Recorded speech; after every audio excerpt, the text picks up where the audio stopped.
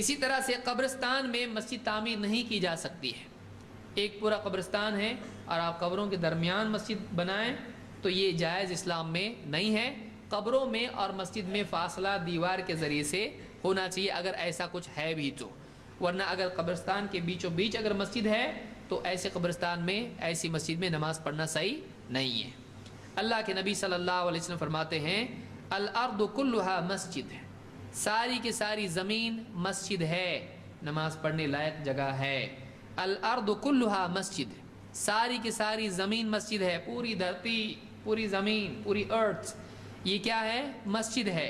الا المقبرہ والحمام، الا المقبرہ والحمام، سوائے مقبرہ کے، سوائے قبرستان کے اور سوائے حمام کے، غسل خانے کے، اس میں نماز ہوتی ہے؟ نہیں ہوتی ہے. تو مقبرہ میں، قبرستان میں مسجد تعمیر کی جا سکتی ہے؟ نہیں.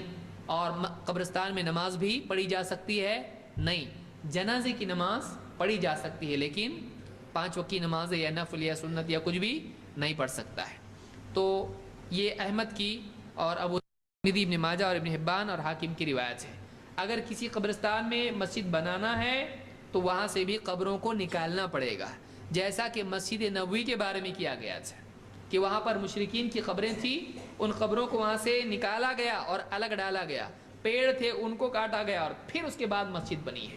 تو ایسی جگہ اگر ہے بھی قبرستان کی تب بھی اگر قبروں سے اس کو پاک کرتے ہیں تب جا کر اس میں مسجد بن سکتی ہے ورنہ نہیں. بہرحال یہ صحیح روایت ہے.